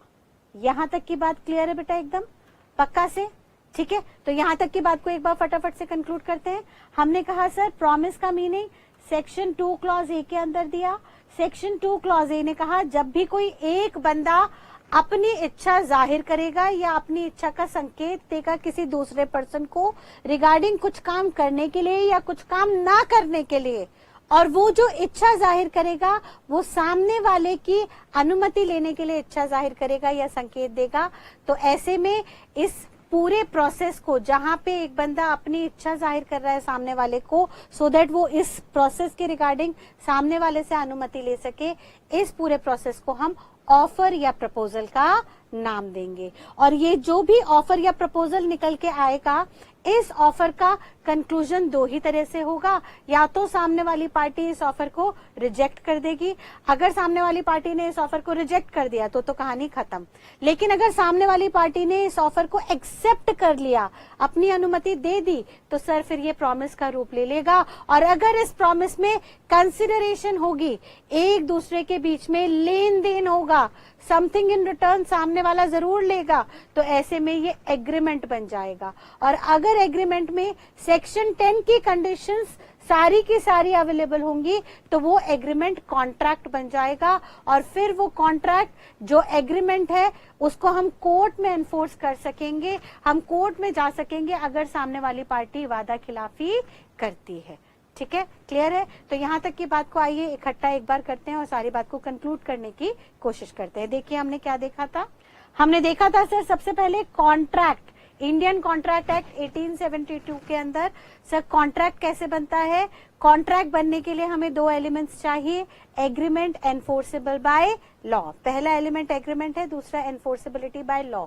यानी किसी भी एग्रीमेंट में अगर सेक्शन 10 की कुछ कंडीशंस मीट होंगी तो उस एग्रीमेंट को आप कोर्ट में एनफोर्स करा सकते हो। एनफोर्स कराने का मतलब है कि अगर वो एग्रीमेंट दोनों पार्टी ने पूरा कर दिया तो बहुत बढ़िया, लेकिन अगर दोनों में से किसी भी पार्टी के बीच में डिस्प्यूट आ गया, दोनों में से कोई भी पार्टी अपने वादे को तोड़ती है, वादा खिलाफी करती है, तो दूसरी पार्टी कोर्ट में जा सकती है, उसके अगेंस्ट कोर्ट में एक्शन ले सकती है, कोर्ट में जाके सामने वाली पार्टी को मजबूर कर सकती है अपने वादे को पूरा करने के लिए। तो सर किसी भी एग्रीमेंट को कोर्ट में एनफोर्स कराने के लिए कुछ टर्म्स एंड कंडीशंस को आपको पूरा करना होगा। वो टर्म्स एंड कंडीशंस 10 कंडीशंस होंगी जिनको हम आगे चल के सेक्शन 10 के अंदर देखेंगे। सेक्शन 10 की जब ये सारी कंडीशंस आप मीट करोगे तो आप इस एग्रीमेंट को कोर्ट में ले जाके एनफोर्स करा सकते हो। हाउएवर एग्रीमेंट कब बनेगा? सर एग्रीमेंट तब बनेगा जब कोई भी प्रॉमिस कंसिडरेशन के लिए होगा, यानी किसी भी प्रॉमिस में अगर लेन देन होगा दोनों पार्टी में गिव एंड टेक होना जरूरी है। अगर प्रॉमिस हो रहा है दो या दो से ज्यादा लोगों के बीच में फॉर सम कंसिडरेशन, तो वो एग्रीमेंट बन जाएगा। और एग्रीमेंट कब बनेगा? सर जब कोई प्रपोजल देगा और सामने वाली पार्टी उस प्रपोजल को एक्सेप्ट कर लेगी तो वो हमारे लिए एग्रीमेंट बन जाएगा। अब हमने देखा सर ऑफर या प्रपोजल कब बनेगा, तो हमने देखा था ऑफर या प्रपोजल बनेगा सेक्शन 2A के अंदर, जहां पे एक पार्टी दूसरी पार्टी को अपनी इच्छा जाहिर करेगी सो दैट सामने वाले की वो अनुमति ले सके रिगार्डिंग टू डू समथिंग और नॉट टू डू समथिंग, कुछ काम करने को लेके या कुछ काम ना करने को लेके। तो माना जाएगा कि पहली पार्टी दूसरी पार्टी को ऑफर दे रही है और दूसरी पार्टी उस ऑफर को या तो रिजेक्ट कर देगी, अगर रिजेक्ट हो गया तो कहानी खत्म। लेकिन अगर दूसरी पार्टी ने ऑफर को एक्सेप्ट कर लिया तो सर फिर वो प्रॉमिस बन जाएगा, और अगर वो प्रॉमिस के अंदर कंसिडरेशन है, लेन देन है, तो वो एग्रीमेंट बन जाएगा। और उस एग्रीमेंट में सेक्शन 10 की अगर सारी कंडीशंस अवेलेबल है तो फिर वो एग्रीमेंट कॉन्ट्रैक्ट बन जाएगा, जिसको आप कोर्ट में एनफोर्स करा सकते हो अगर दोनों में से कोई भी पार्टी अपने वादे को तोड़ दे। यानी मैम अगर किसी एग्रीमेंट में सेक्शन 10 के एलिमेंट्स नहीं होंगे तो फिर वो एग्रीमेंट कोर्ट में नहीं जा सकता। यस बेटा, वो एग्रीमेंट कोर्ट में नहीं जा सकता। फॉर एग्जाम्पल, आप अपने फ्रेंड को कहते हो कि भाई मैं तुझे गिफ्ट लाके दूंगा या लाके दूंगी ऑन वैलेंटाइन डे और बर्थडे, और उस पर्टिकुलर डे पे आप वो गिफ्ट लेके नहीं आते, तो क्या आपका फ्रेंड आपके अगेंस्ट कोर्ट में केस फाइल कर सकता है? नहीं कर सकता। यानी किसी भी एग्रीमेंट को कोर्ट में एनफोर्स करने के लिए कुछ टर्म्स एंड कंडीशंस को पूरा करना होगा, जिसको हम अगली क्लास में जाके देखेंगे। बट अभी के लिए हमें सिर्फ इतनी बात ध्यान रखनी है कि सर एक ऑफर होना चाहिए, ऑफर के अंदर एक्सेप्टेंस होनी चाहिए, एक्सेप्टेंस के साथ साथ कंसिडरेशन होगा, और कंसिडरेशन के साथ साथ सेक्शन 10 की सारी कंडीशंस फुलफिल होंगी तो वो कॉन्ट्रैक्ट बन जाएगा which is treated as an agreement enforceable in the court of law. और इसमें कंसिडरेशन का मतलब क्या होगा, एक बार उसको भी देखेंगे। सर कंसिडरेशन का लिटरल मीनिंग यहाँ पे सेक्शन 2 क्लॉज डी के अंदर दिया गया। सेक्शन 2 क्लॉज डी ने कहा, सेक्शन 2 क्लॉज डी इंपॉर्टेंट है, सेक्शन 2 क्लॉज डी ने कहा कि when at the desire of promiser, promiser sir जो प्रॉमिस करता है, हमने पीछे एग्जाम्पल देखा था, मिस्टर ए ने बी की दुकान खरीदने का वादा किया, तो जो प्रॉमिस कर रहा है, प्रॉमिस एक एक्शन है, जो इस प्रॉमिस को कर रहा है, इनिशिएट कर रहा है, उसके नाम के आगे OR लगा दीजिए, उसको अब से हम प्रॉमिसर बुलाएंगे। और जिसको प्रॉमिस किया जा रहा है उसके नाम के आगे EE लगा दीजिएगा, यानी हम उसे प्रॉमिसी बुलाएंगे। यानी अब दो पार्टी बन जाएंगी, प्रॉमिसर एंड प्रॉमिसी। प्रॉमिसर कौन होगा? जो वादा करेगा। प्रॉमिसी कौन होगा? जिसको वादा किया गया। तो वो यहाँ पे कह रहा है कि when at the desire of promiser, जब प्रॉमिसर की इच्छा पे, प्रॉमिसर की इच्छा क्या थी कि भाई 50 लाख में दुकान बिक जाए और 20 लाख में हम उनका काम खरीद ले, यानी वो हमारे को कंपटीशन ना दे, अगले 20 सालों तक हमारी टेरिटरी के आसपास 10 किलोमीटर के रेडियस में सेम काम ना करें। तो जब एक ही इच्छा ये थी 50 लाख और 20 लाख में दुकान और बिजनेस को खरीदने की, सो दैट ये बिजनेस सामने वाली पार्टी अगले 20 साल तक सेम रेडियस 10 किलोमीटर के रेडियस में ना करे। तो इस इच्छा पे, जब प्रॉमिसर की इच्छा पे, पहला पॉइंट द प्रॉमिसी, दूसरा पॉइंट द प्रॉमिसी और एनी अदर पर्सन, सामने वाला बी या उनके बिहाफ पे और कोई भी बंदा है, हैज डन, वो काम कर दे, दुकान बेच दी, दुकान की चाबी ए को पकड़ा दी, और एब्सटेन्ड फ्रॉम डूइंग, सर कागज में लिख के दे दिया कि अब हम सेम मिठाई का काम, मिठाई की दुकान आपकी दुकान के 10 किलोमीटर के रेडियस में नहीं चलाएंगे, हम अपना बोरिया बिस्तरा बेच के जा रहे हैं, हम किसी और स्टेट में जाके ये काम करेंगे जहां से आपको कोई कंपटीशन नहीं होगा, ठीक है। और डज और एब्सटेन्स फ्रॉम डूइंग, ध्यान से सुनिए, और promises to do और abstains from doing something, भाई ये तीनों वर्ड एक ही बात कर रहे हैं, बस फर्क हो रहा है टेंस का। भाई when at the desire of promiser, जब promiser की इच्छा पर promisee या उनके बिहाफ पे कोई दूसरा बंदा वो काम कर दे जो promiser की इच्छा थी, या वो काम नहीं करे जो promiser ने करने से रोका था, यानी in past tense कर दे, या और डज और abstains from doing, sir present की बात कर रहा है, या प्रेजेंट में वो काम कर दे या वो काम नहीं करे, और promises to do और to abstains from doing something, या फ्यूचर में वादा कर दे कि वो काम नहीं करेगा या वो काम करेगा। यानी सर हमने प्रेजेंट में क्या काम कर दिया, दुकान की चाबी पकड़ा दी, बी ने ए की इच्छा पे दुकान की चाबी ए को पकड़ा दी, दुकान बेच दी, ये तो प्रेजेंट में कर दिया, और कागज में लिख के दे दिया कि सर अगले 20 सालों तक सेम बिजनेस आपकी दुकान के आसपास के 10 किलोमीटर के रेडियस में नहीं करूंगा, तो सर ये फ्यूचर का टेंस हो गया, यानी 50 लाख का काम जो था वो आज ही कर दिया, और 20 लाख के लिए जो कंसिडरेशन थी उसका फ्यूचर में वादा कर दिया कि अगले 20 सालों तक सेम बिजनेस नहीं करूंगा, तो ये उनके लिए कंसिडरेशन बन गई। मैम किसके लिए कंसिडरेशन बन गई, फॉर सच एक्ट और एब्सटिनेंस इज कॉल्ड कंसिडरेशन। भाई सिंपल सी बात, बहुत सिंपल डेफिनेशन है, दिमाग में बैठाइए, ऑल्दो इसको डिटेल में कंसिडरेशन के चैप्टर में जाके पढ़ेंगे, मैं बार बार कह रही हूँ ये बेटा सिर्फ ओवरव्यू है, बट ओवरव्यू को बहुत अच्छे से ग्रास्प कीजिएगा। उन्होंने कहा when at the desire of promiser, जब प्रॉमिसर की इच्छा पे प्रॉमिसी या कोई और पर्सन कुछ काम कर दे या ना करे पास्ट में, या कुछ काम कर रहा है या ना नहीं कर रहा है प्रेजेंट में, या कुछ काम करने का वादा कर दे या कुछ काम नहीं करने का वादा कर दे फ्यूचर में, तो ये जो एक्ट या एब्सटिनेंस, ये जो काम कर रहा है, कर दिया या करने का वादा कर रहा है, या एब्सटिनेंस जो काम नहीं कर दिया या नहीं कर रहा है या नहीं करने का फ्यूचर में वादा दिया है, ये सारे के सारे एक्ट और एब्सटिनेंस कंसिडरेशन बन जाएंगे। यानी सिंपल सी बात, सर कंसिडरेशन जो होगी उसको हम सिंपल भाषा में कह सकते हैं गिव एंड टेक, सर लेना और देना।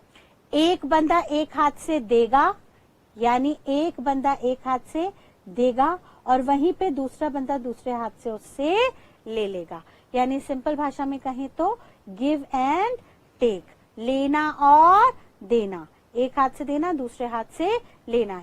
यानी इसी बात को हम ऐसे भी कंक्लूड कर सकते हैं कि सर यहाँ पे जो मिस्टर ए थे जिन्होंने दुकान खरीदने का ऑफर दिया प्रॉमिसर, उनका काम क्या था, उनका काम था, उनका एक्ट था टू पे ₹50 lakhs प्लस ₹20 lakhs, और बदले में उन्हें कंसिडरेशन क्या मिल रही थी, सर बदले में उन्हें 2 कंसिडरेशन मिल रही थी। एक तो सेल हो रही थी दुकान, बीज शॉप परचेज कर ली उन्होंने, दूसरी सर दूसरा उनको काम हो रहा था कि B will not conduct same business for next 20 years in 10 kilometre radius.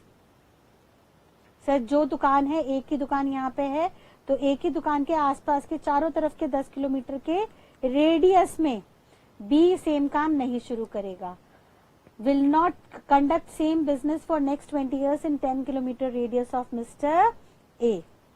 और बी के लिए जो प्रॉमिसी था उन बी के लिए एक्ट क्या था, सर उन बी के लिए एक्ट क्या था, भाई वो ये दुकान बेच देंगे और सेम बिजनेस कंडक्ट नहीं करेंगे, यानी जो कंसिडरेशन ए को मिल रही थी वो बी का काम था, और बी के लिए कंसिडरेशन क्या बन गई थी? सर बी को कंसिडरेशन बदले में क्या मिल रहा था? To receive 50 lakh plus 20 lakh, यानी जो ए का एक्ट था वो बी के लिए क्या बन गया? कंसिडरेशन। भाई एक का काम दूसरे के लिए कंसिडरेशन, दूसरे का काम पहले के लिए कंसिडरेशन। सिंपल सी बात, मेरा काम है आपको क्लासेस देना, बदले में मुझे आपसे क्या मिल रहा है? फीस। और आपका काम क्या है? फीस को देना, बदले में आपको हमसे क्या मिल रहा है? क्लासेस। तो हम जो काम कर रहे हैं वो आपके लिए कंसिडरेशन है, और आप जो काम कर रहे हो वो हमारे लिए कंसिडरेशन हो गई, यानी समथिंग इन रिटर्न। वो रिटर्न में मॉनेटरी टर्म्स में कैश भी आ सकता है, और वो रिटर्न में कुछ गुड्स या सर्विसेज भी दिए जा सकते हैं। समथिंग इन रिटर्न होना चाहिए। वो समथिंग इन रिटर्न मॉनेटरी या नॉन मॉनेटरी में हम इवेल्युएट नहीं करेंगे। That means something in return can be anything. वो समथिंग इन रिटर्न कुछ भी हो सकता है, वो मॉनेटरी टर्म्स में भी कैलकुलेट हो सकता है, लाइक हमारे लिए हमारी कंसिडरेशन आपकी फीस है जो मॉनेटरी टर्म्स में है, या वो नॉन मॉनेटरी टर्म्स में भी हो सकता है, जैसे आपके लिए आपकी कंसिडरेशन क्लासेस हैं तो वो सर्विसेज के रूप में आपको मिल रही हैं, वो कोई भी कैश फॉर्म में आपको अवेलेबल नहीं है।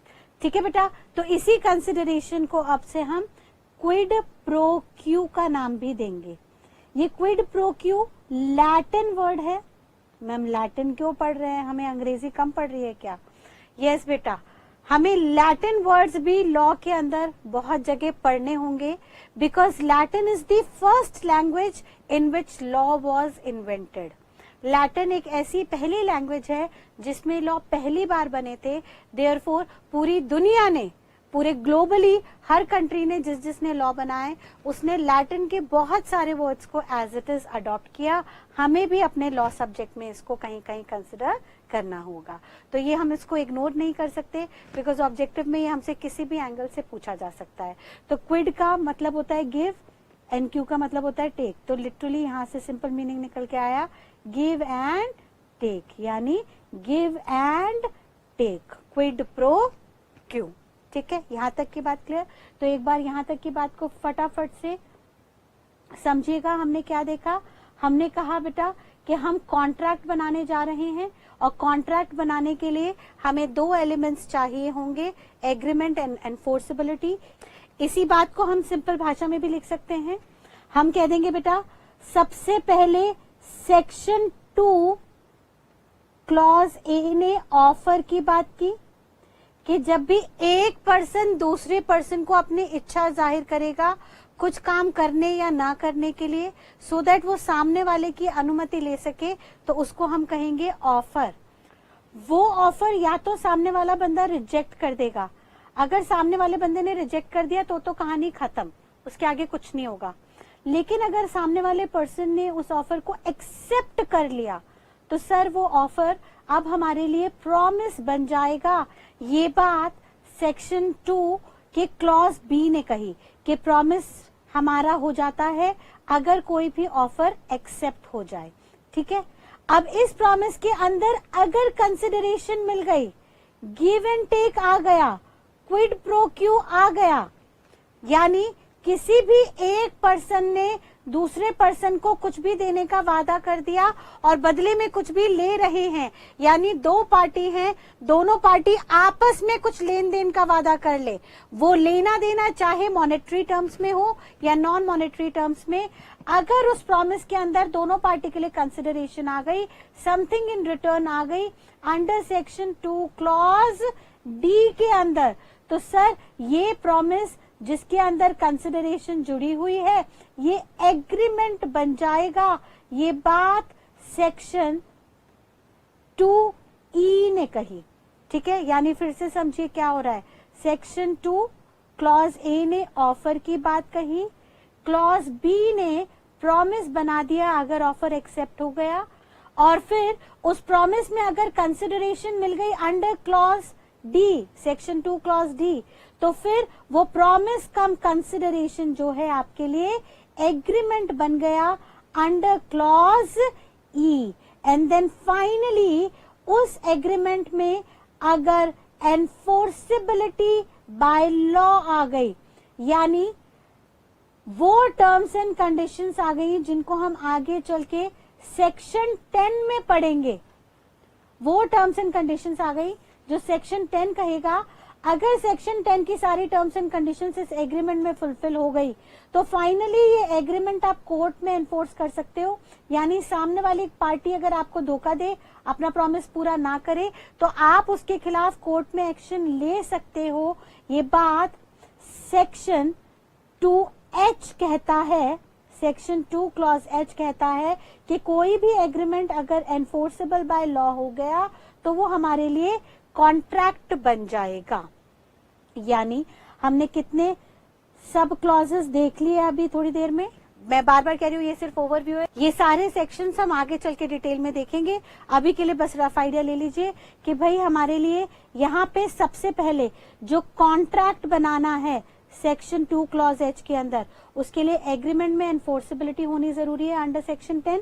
अगर एनफोर्सेबिलिटी नहीं है, सिंपल सी बात, अगर एग्रीमेंट के अंदर एनफोर्सेबिलिटी नहीं है, यानी हम जो आगे सेक्शन 10 के टर्म्स एंड कंडीशंस पढ़ेंगे वो उसमें अवेलेबल नहीं है, तो सर वो कॉन्ट्रैक्ट नहीं बनेगा। सिमिलरली अगर किसी प्रॉमिस के अंदर कंसिडरेशन नहीं है तो सर वो एग्रीमेंट ही नहीं बनेगा, और अगर कोई एग्रीमेंट ही नहीं होगा तो कॉन्ट्रैक्ट बनने का सवाल ही पैदा नहीं होता। और सर अगर कोई ऑफर रिजेक्ट हो गया है तो सर अगेन वो ऑफर कभी प्रॉमिस नहीं बन सकता, क्योंकि वो रिजेक्ट हो गया है, वो प्रॉमिस ही नहीं है, उस पे कोई भी कॉन्ट्रैक्ट एक्ट के अंदर ऑब्लिगेशन नहीं आएगी। ठीक है, तो यहां तक की बात क्लियर रखिएगा और यहां तक कि हम एक कोडिंग बना लेते हैं। अब दे, अब दे, अब दे, अब दे। कॉन्ट्रैक्ट अगर कोर्ट में एनफोर्सेबल हो गया, हमने सामने वाली पार्टी को माल बेच दिया और सामने वाली पार्टी ने हमारी कंसिडरेशन हमें नहीं दी, तो हम कहेंगे अब दे, अब दे। अब तो तुझे देना ही पड़ेगा क्योंकि हम कोर्ट में जा रहे हैं तेरे खिलाफ शिकायत करने के लिए। अगर तूने अब नहीं दिया तो हम कोर्ट में तेरे खिलाफ एक्शन ले लेंगे, फिर कोर्ट में कोर्ट कचहरी के चक्कर काटने पड़ेंगे, वकीलों को फीस देनी पड़ेगी, बाद में केस हारेगा तो भी मुझे पैसे तुझे चुकाने ही पड़ेंगे। तो हम ये सिर्फ और सिर्फ कोड बनाएंगे याद करने के लिए, सिर्फ एग्जाम्स के पर्पस के लिए हमें सेक्शंस टिप्स पे याद होने चाहिए। तो सेक्शंस याद कराने के लिए हम ये निमोनिक बनाएंगे, हम ये कोडिंग करेंगे। एग्जाम में हमें ये वर्ड नहीं लिख के आना है, ये वर्ड हमें सिर्फ दिमाग में याद रखने हैं for the purpose of retention, क्योंकि हम जो भी क्लास में पढ़ेंगे उसको जब तक हम रिटेन नहीं करेंगे, याद नहीं करेंगे और याद करके एग्जाम के 3 घंटों में लिख के नहीं आएंगे, तब तक हमारी सारी मेहनत बेकार है। तो हमें इन तीनों सेगमेंट पे काम करना है, हमें कंसेप्ट को समझना भी है, याद भी करना है, और उन 3 घंटों में प्रेजेंट कैसे करना है इस पे भी हम आगे चल के चर्चा करेंगे। ठीक है बेटा, तो फटाफट से हम अब दे को डिकोड कर देते हैं। ए से हमारा क्या हो गया, ऑफर। सबसे पहले ऑफर दिया जाएगा, फिर वो ऑफर बी से क्या बन जाएगा, प्रॉमिस।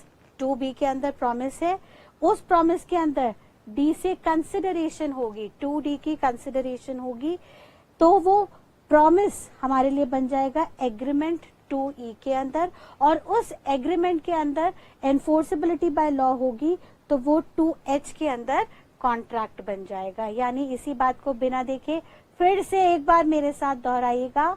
अब दे, ए से सबसे पहले 2 क्लॉज ए से सबसे पहले ऑफर दिया जाएगा।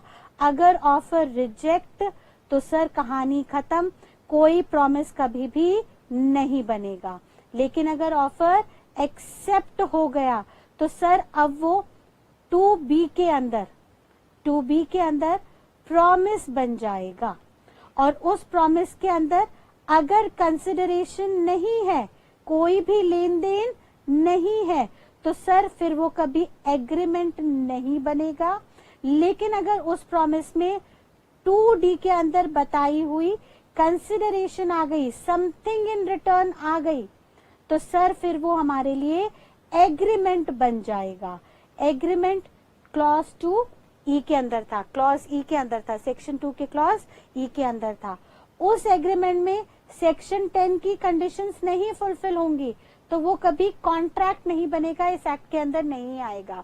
लेकिन अगर उसके अंदर सेक्शन 10 की सारी टर्म्स एंड कंडीशंस हो गई तो वो सेक्शन 2 क्लॉज एच के अंदर फाइनली कॉन्ट्रैक्ट बन जाएगा और उस कॉन्ट्रैक्ट को दोनों पार्टी को पूरा करना कंपलसरी होगा। अगर दोनों पार्टी में से कोई भी एक पार्टी कॉन्ट्रैक्ट में बताई टर्म्स एंड कंडीशंस को पूरा नहीं करते तो पहली पार्टी उसके खिलाफ कोर्ट में जाएगी और उसके खिलाफ शिकायत दर्ज करेगी। फिर कोर्ट में जज उस बंदे को देखेगा और उसके ऊपर पेनल्टी प्रोसिक्यूशन चलाएगा, पेनल्टीज लगाएगा, उसकी पेमेंट दिलवाएगा और अगर गलती ज्यादा बड़ी होगी तो उसके हिसाब से सजा भी ज्यादा बड़ी कर देंगे, यानी पेनल्टी के साथ साथ उस इंसान को जेल भी भेज दिया जाएगा, जिसको हम आगे चल के प्रोसिक्यूशन का नाम देंगे। यानी अगर इसको कोई भी नहीं मानेगा एनफोर्सेबल बाय लॉ के अंदर हम इसको कोर्ट में ले जाएंगे और कोर्ट में जो भी फैसला होगा वो जज करेगा। अगर आप सामने वाले की बात नहीं मानेंगे, कॉन्ट्रैक्ट को तोड़ेंगे, वादा खिलाफी करेंगे तो कोर्ट आपके ऊपर पेनल्टीज भी लगा सकता है और आपको जेल भी भेज सकता है, जिसको हम आगे प्रोसिक्यूशन का नाम देंगे। यानी उनको प्रोसिक्यूट भी किया जा सकेगा, जेल भी भेजा जा सकेगा। तो ये सारे प्रोसेस कैसे स्टेप लेंगे हम आगे चल के स्टेप बाय स्टेप देखेंगे। आज के लिए इतना ओवरव्यू काफी है। इतनी बात को आप अच्छे से रिपीट कर लीजिएगा सो दैट आगे चल के जब हम क्लासेस में एक एक टॉपिक को उठाएं तो आपको कहीं पे भी कोई दिक्कत ना आए। एक बार फिर से इस पूरे पिक्चर का ओवरव्यू ले लीजिएगा। इंडियन कॉन्ट्रैक्ट एक्ट 1872 में इंडिया का मतलब है ये एक्ट पूरी इंडिया पे एप्लीकेबल होगा except Jammu and Kashmir. Act का मतलब है it is a law made by parliament. कौन सी पार्लियामेंट ने बनाया? इंडियन पार्लियामेंट ने बनाया, भले ही ब्रिटिशर्स के टाइम पे ये बना। कौन से ईयर में पास हुआ? 1872 में पास हुआ। 1 सितंबर से लागू किया गया था। 1 सितंबर से ये जो लागू हुआ तो आज तक इंडिया में चला आ रहा है। यानी इंडिपेंडेंस के बाद भी हमारे कॉन्स्टिट्यूशन ने, हमारी इंडियन पार्लियामेंट ने इस एक्ट को एज इट इज अडॉप्ट किया और कंटिन्यू किया। ठीक है, फिर इसमें कॉन्ट्रैक्ट का मतलब हमने देखा, फटाफट से याद कीजिए। कॉन्ट्रैक्ट बनाने के लिए एग्रीमेंट प्लस एनफोर्सेबिलिटी थी, एग्रीमेंट के लिए प्रॉमिस प्लस कंसिडरेशन था, प्रॉमिस के लिए ऑफर प्लस एक्सेप्टेंस थी। तो हमने नीचे ऑफर से शुरू किया। ऑफर का सेक्शन 2 सर सारी डेफिनेशन सेक्शन 2 में थी। सेक्शन 2 का क्लॉज ए ऑफर की बात कर रहा था। ऑफर अगर रिजेक्ट हो गया था तो कहानी खत्म, ऑफर अगर एक्सेप्ट हो गया था तो वो प्रॉमिस बन गया था। प्रॉमिस के लिए सेक्शन 2B था। उस सेक्शन 2B के अंदर अगर कंसिडरेशन जुड़ गई थी सेक्शन 2D की तो वो कंसिडरेशन प्रॉमिस को मिला के एग्रीमेंट बन गई थी अंडर सेक्शन 2E। और उस एग्रीमेंट के अंदर अगर सेक्शन 10 की एनफोर्सेबिलिटी की सारी कंडीशंस आ गई तो वो सेक्शन 2H के अंदर कॉन्ट्रैक्ट बन जाता है, जिसको आप कोर्ट में एनफोर्स कर सकते हो। ठीक है बेटा, तो आज की क्लास को हम यहीं पे वाइंड अप करते हैं। ये सारे टॉपिक्स जो हमने एक एक वर्ड देखे, contract, agreement, offer, proposal, consideration, ये सारे वर्ड्स हम आगे चल के डिटेल में एक एक चैप्टर में अगली क्लास से शुरू करेंगे। तो इस ओवरव्यू को हम यहीं पे कंक्लूड करते हैं। इस बात को यहाँ तक के जरूर आप रिवाइज कीजिएगा अगली क्लास में बैठने से पहले। Till then, thank you and God bless you all. Bye bye.